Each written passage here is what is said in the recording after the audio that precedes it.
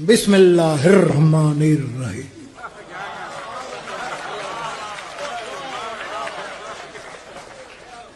मैं उसके नाम से शुरुआत करता हूं जो रहमत करने वाला है।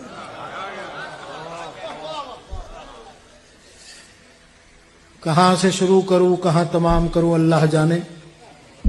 पवित्र कुरान की कुछ आयत, मैं क्षमा मांग लूंगा कि आयत का उच्चार मुझे ठीक से नहीं आएगा, लेकिन आप समझते हैं, समझ जाएंगे। लेकिन उसका तर्जुमा जो है ये वेद से मिलता जुलता है। मैं एक पवित्र कुरान रखता हूं संदर्भ के। मैं ऐसा हिंदू नहीं हूं साहब कि रामायण ही पढ़ूं, मैं कुरान भी पढ़ता हूं।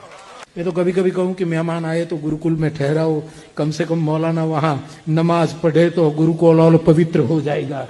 ये हम चाहते हैं कि वहां आप जाकर, में छूट है, वहां आकर आप नमाज पढ़िए साहब। गुरुकुल आपका है। और इस बार मेहंदी बापू ने मेहमानों को वहां ठहराया, मैं बहुत खुश हुआ।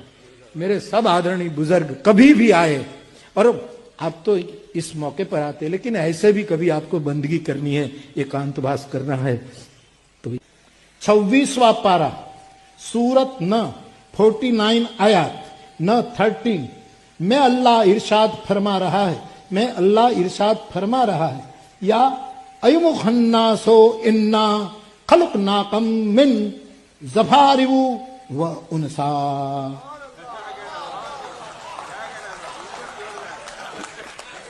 यार राम राम रटते मेरी जुबान तो पवित्र हो चुकी है, आज कुरान पढ़ते और पवित्र हो जाते।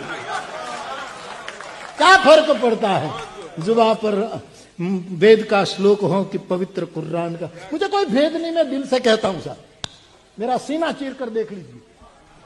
हाँ, मैं कोई ऊपर से कहकर पाखंड करूं, दंभ करूं और ये करूं तो मेरे शब्द की कीमत घट जाएगी साहब।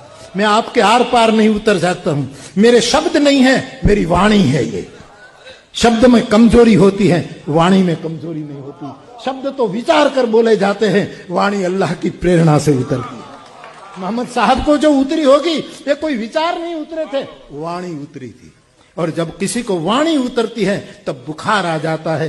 पैगंबर साहब को बुखार आ गया था, हम सब जाने। खुदा कहते हैं, परमात्मा कहते हैं, मालिक कहता है जो वाणी बोलता है, हमने तुमको एक मर्द और एक औरत से पैदा किया ताकि तुम एक दूसरे को पहचान सको। अल्लाह के नजदीक तुम में सबसे बेहतर और शरीफ शख्स वही है जो तुम में ज्यादा एकता हो। इसका मतलब ये हुआ कि पवित्र